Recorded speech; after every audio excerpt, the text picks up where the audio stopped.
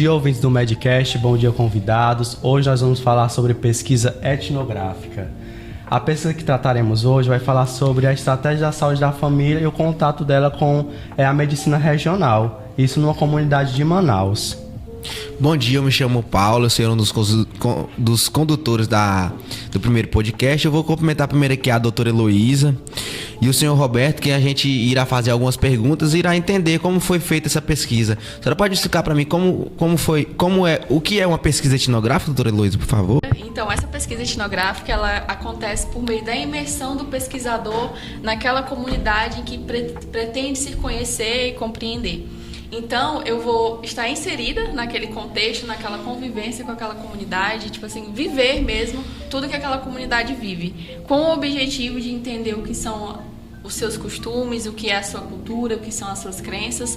Então, basicamente, eu tenho que produzir um conhecimento através da minha própria vivência, né? Então, através da minha vivência, eu vou entender melhor como tudo acontece nessa comunidade.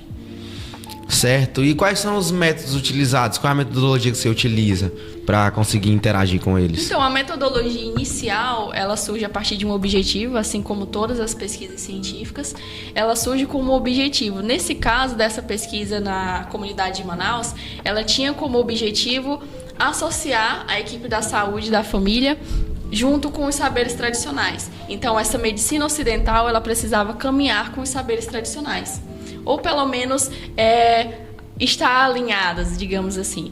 Então, com esse objetivo primário, né, a gente estabelece um conhecimento prévio. Então, eu vou precisar pesquisar, buscar uma referenciação, de modo que eu chegue naquela comunidade já com um conhecimento prévio mesmo.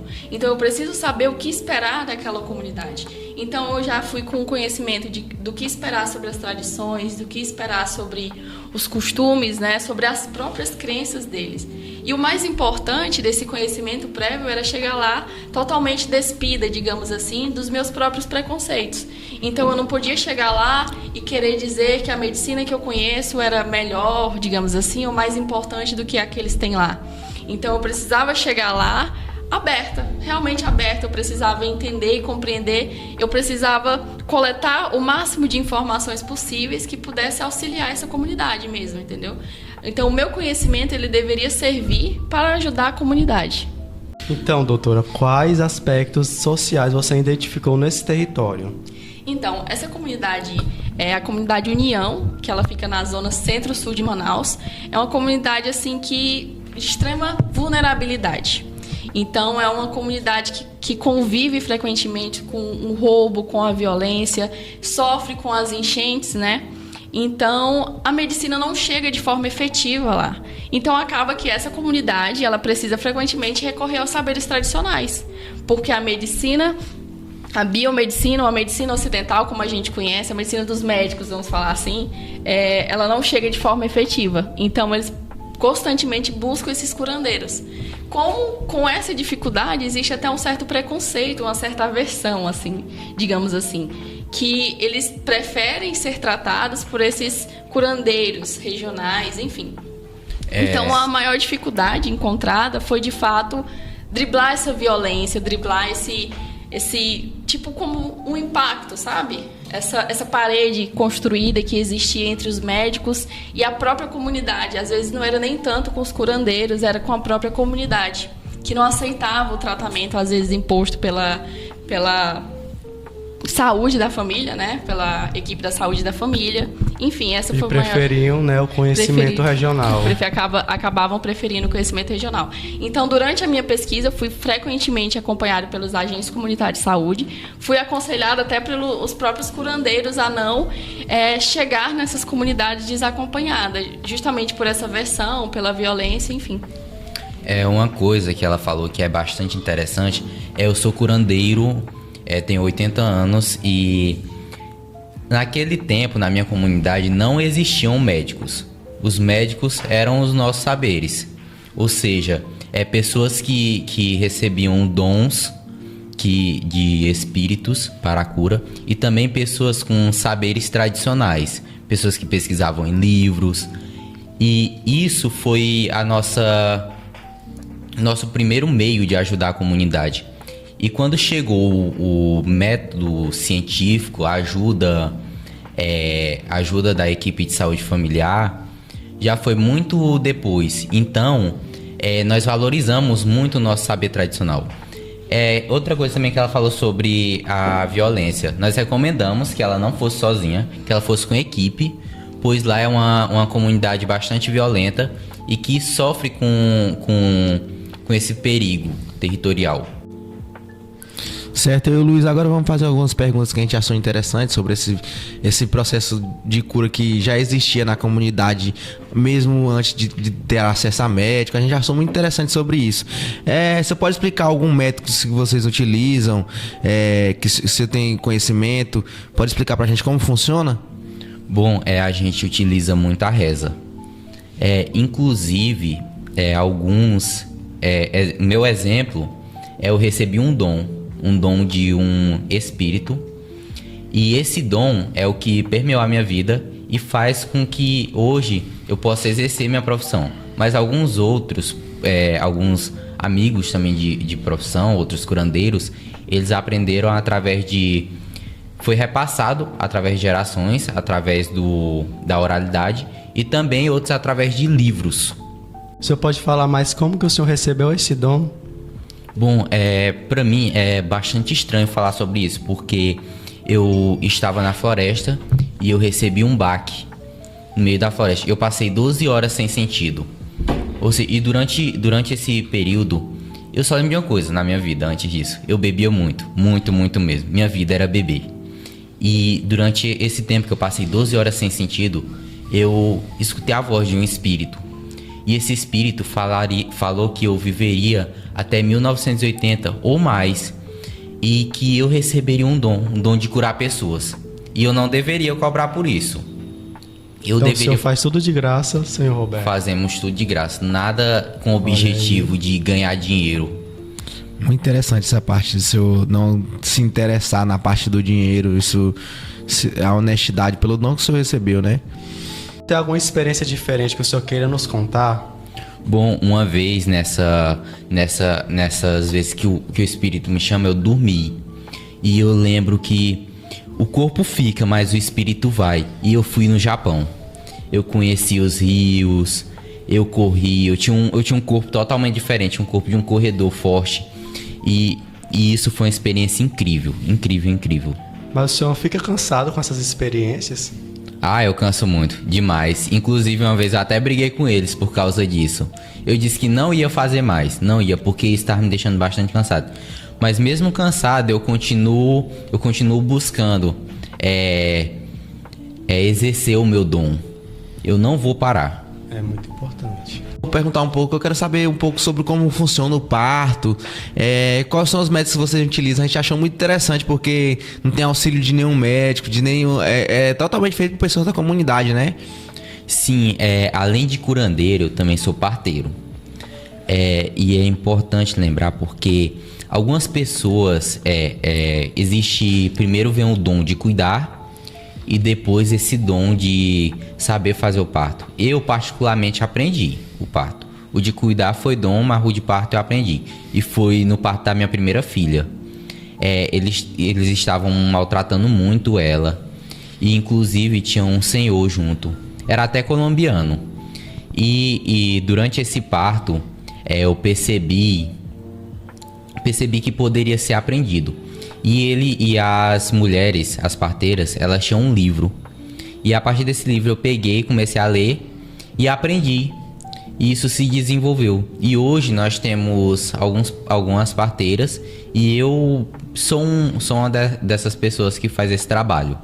Muito interessante. O que é interessante falar é que quando as pacientes para pré-natal chegam para ele, já chegam com o sexo do bebê de certeza, porque o senhor Roberto já disse a elas qual era o sexo do bebê. Nossa, sério? Sim, então a gente basicamente E ele sempre acerta? Sempre acerta, incrivelmente. Bom, ele sempre acerta. Isso é algo interessante, porque eles não vão diretamente ao médico. Devido a esse contexto que nós tivemos, de primeiro vir os saberes tradicionais, primeiro elas vêm a mim e perguntam o sexo do bebê e depois vão fazer uma outra sonografia. E sempre eu mando lá só para confirmar o que eu já disse para elas, praticamente. Isso traz até uma certa credibilidade pro nosso trabalho, porque fala assim, não, se o senhor Roberto falou, aí chega para nós e a gente confirma, então isso meio que credibiliza a nossa prática, né? Tipo assim, porque para eles o peso maior, entre aspas, é o dos curandeiros locais, que é com quem eles convivem diariamente, enfim. E acaba que anda junto nessa convivência, essa prática de saúde, tanto tradicional, o regional, como a medicina, né, do estado. Com certeza. Então, senhor Roberto, a prática do parto, o senhor não adquiriu, né? Não foi um dom, o senhor conseguiu estudar, muito interessante, que o senhor conseguiu adquirir esse conhecimento e pratica muito bem, né?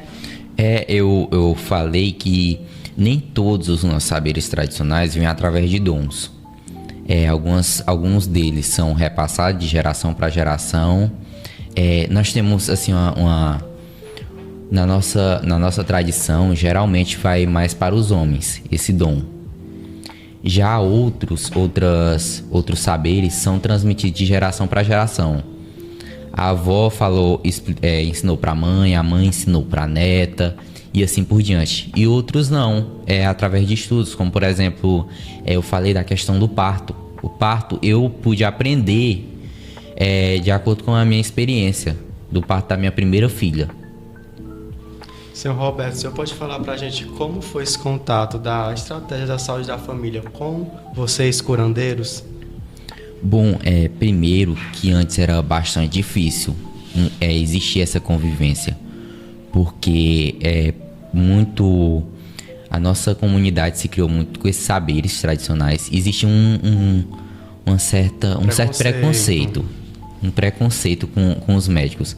Mas através de uma conversa que nós tivemos, eles ajudam muito a nossa comunidade. Muitas coisas que nós não sabemos resolver. Acesso antes, né? Isso. Agora, com a ajuda deles, nós podemos ampliar. E é igual a doutora falou, nós recomendamos que eles busquem auxílio médico.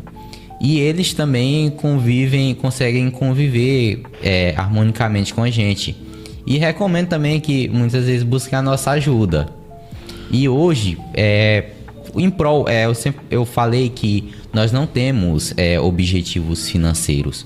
O nosso principal objetivo é a saúde, é promover a saúde. Então, esse convívio melhorou bastante a vida na comunidade. Então, esse convívio, principalmente para nós médicos, foi muito interessante, porque no primeiro momento a gente chega e percebe uma certa aversão da comunidade, porque esses curandeiros, eles sofriam muito com os preconceitos dos médicos que frequentavam, que exerciam o serviço naquela comunidade.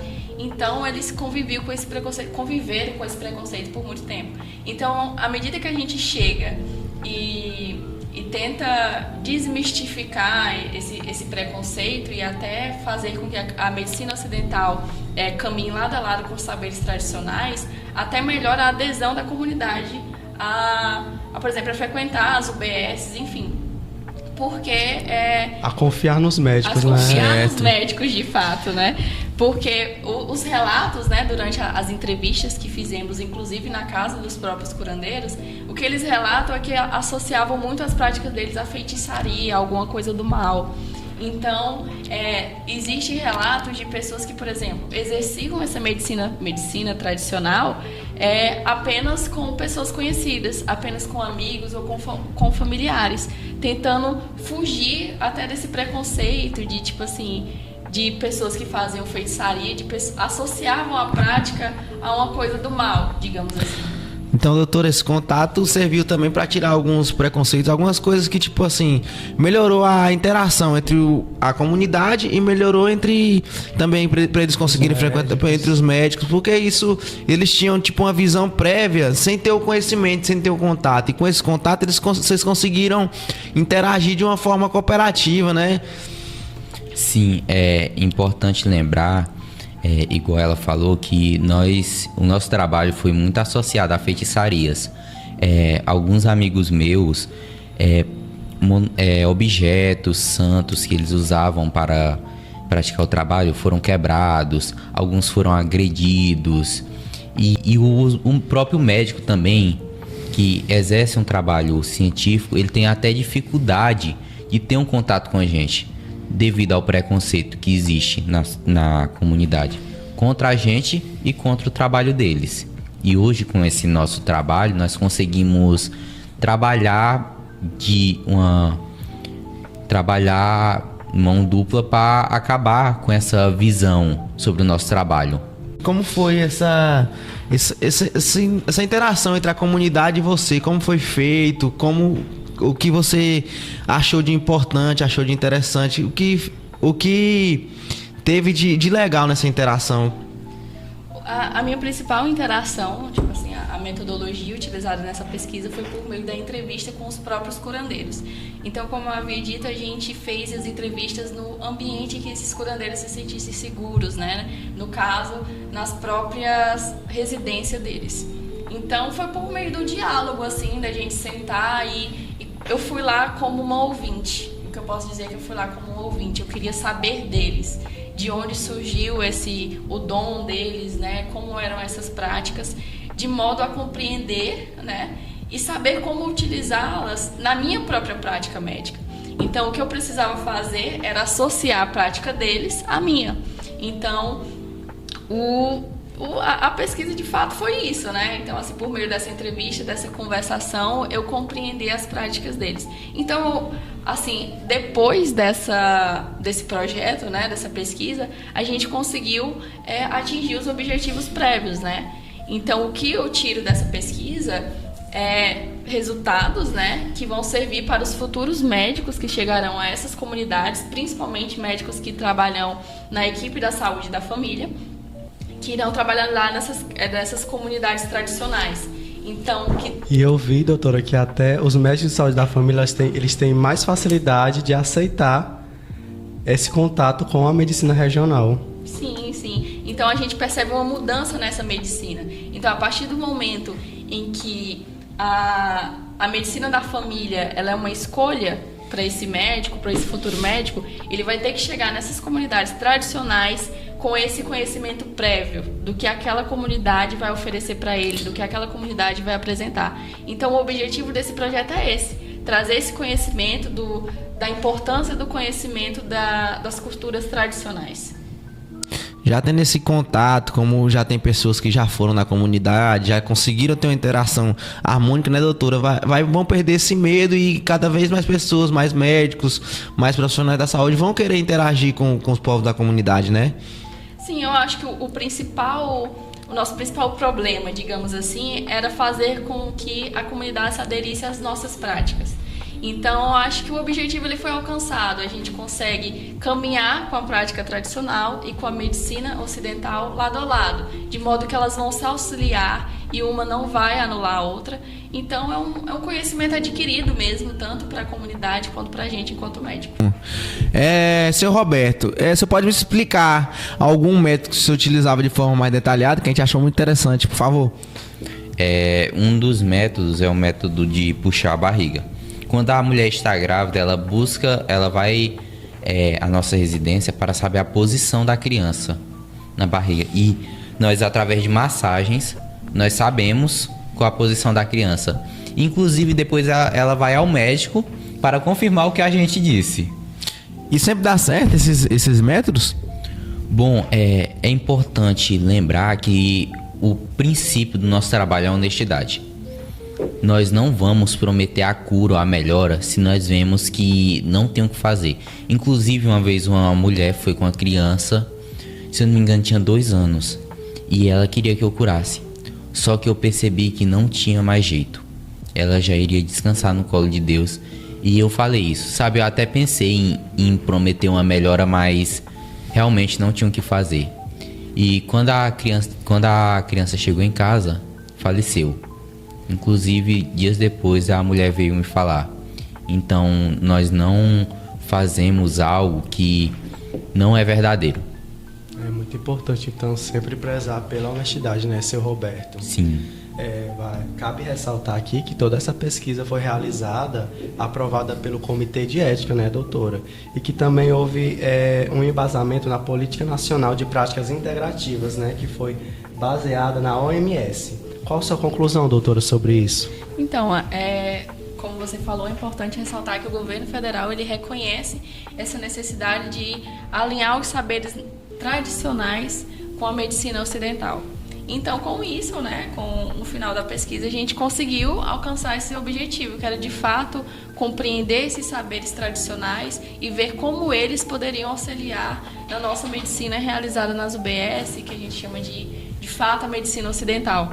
Então, esses saberes, assim, o futuro ou futura médica que for ingressar na medicina da comunidade família, ele deve estar alinhado com esses saberes tradicionais, né, de acordo com os resultados obtidos nesse projeto, para que ele possa exercer a profissão dele de maneira mais efetiva, de modo que ele consiga promover a saúde nessa comunidade da melhor forma, atendendo todas as demandas possíveis. Eu queria agradecer aqui a presença de vocês, tanto da doutora Heloísa quanto do senhor Roberto. Desde já eu fico grato, e se tivermos uma próxima oportunidade, se vocês quiserem comparecer aqui no Medcast para a gente fazer novas perguntas e interagir de uma forma mais profunda, o convite está feito.